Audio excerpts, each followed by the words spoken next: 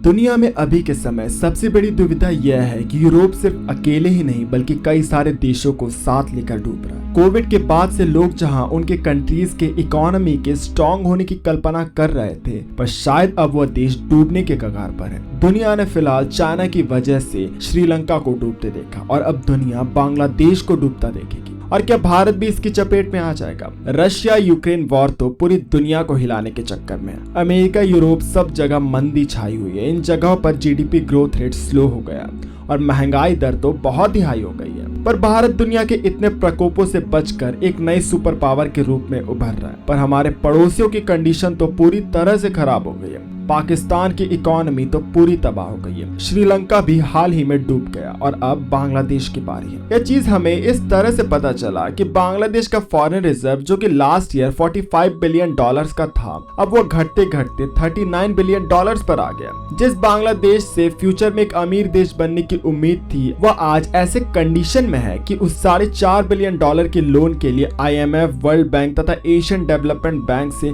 गुहार लगाना पड़ रहा है। बांग्लादेश के पास फिलहाल तो इतनी फॉरेन करेंसी है कि वह विदेशों से 4 महीने तक इंटरनेशनल ट्रेड कर सकता है। पर जैसे ही बांग्लादेश को भनक लगी कि इकोनॉमी के साथ कुछ गलत हो रहा, तो उसने स्टेप्स लेने शुरू कर दिए। जब 2021 में बांग्लादेश की प्रति व्यक्ति आय भारत से भी ज्यादा हो गई थी, तब तो बांग्लादेश झूम उठा था। पर एक साल में क्या हो गया कि सब डूब गया? इसके 2 सबसे बड़े कारण है। Rising energy cost. बांग्लादेश की 57% एनर्जी का सोर्स है नेचुरल गैस, 17% बायोमास, 13% कोयला और 12% ऑयल। मतलब बांग्लादेश का मेन एनर्जी सोर्स है नेचुरल गैस। बांग्लादेश में नेचुरल गैस इंपोर्ट होता है मोस्टली यूरोप से, और यूरोप में ये सब आता है रशिया से। पर यूक्रेन और रशिया वॉर के बाद रशिया ने नेचुरल गैस की प्राइस बढ़ा दी है और इस कारण बांग्लादेश के पास 2 ऑप्शन थे। एक कि उन्हें एनर्जी यूसेज को कम कर देना चाहिए, बिजली बचाना चाहिए, या फिर दूसरा कि ज्यादा रेट में उन्हें नेचुरल गैस खरीदना चाहिए, जिनकी प्राइस अराउंड 10 गुना तक बढ़ गई है।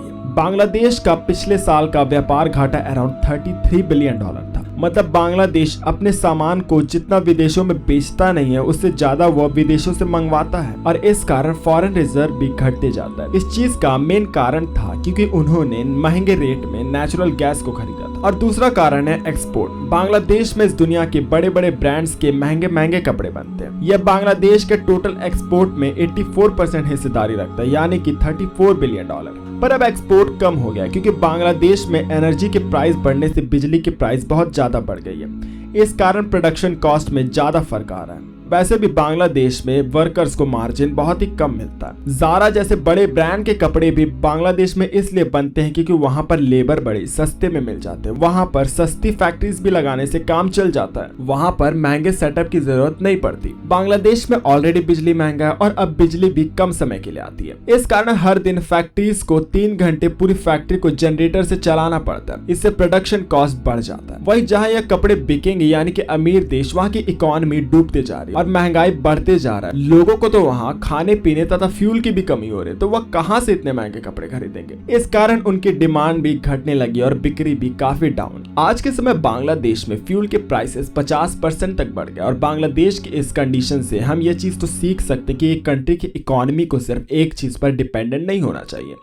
जैसे कि बांग्लादेश कपड़ों पर है। जैसे एक्सपोर्ट में थोड़ा सा प्रॉब्लम आया, इकोनॉमी डूबने लगी। भारत की इकोनॉमी मोस्टली एक चीज पर बेस्ड न होकर बहुत सारी चीजों पर डिपेंडेंट है, जैसे कि खेती, सर्विसेज, और अब भारत डिफेंस के हथियार भी एक्सपोर्ट करने लगा। आपको डेटा के हिसाब से कहूँ तो भारत की जीडीपी में 16.38% एग्रीकल्चर का योगदान है, 29.34% इंडस्ट्रीज तथा 54.27% सर्विसेज का योगदान है। वही भारत में फॉरेन रिजर्व लगातार बढ़ता जा रहा है। हाल ही के रिसर्च में यह भी पाया गया कि भारत की इकोनॉमी के डूबने के चांसेस 0% है। 1990 का दौर था और भारत का फॉरेन रिजर्व उस समय 0 हो गया था। इस कारण हमें ट्रेड करने के लिए IMF से लोन लेना पड़ा था। आज 32 साल बाद हमारा फॉरेन रिजर्व 600 बिलियन डॉलर के आसपास है और आज हम एक ताकतवर देश बन गए। तो क्या शायद बांग्लादेश का भी नसीब भारत की तरह चमकेगा? कमेंट पे हमें जरूर बताइएगा। उम्मीद करता हूँ आज का वीडियो आपको पसंद आया होगा। वीडियो पसंद आया तो इस वीडियो को लाइक कीजिए, चैनल को सब्सक्राइब कर इस वीडियो को शेयर करना तो बिल्कुल भी ना भूलिएगा।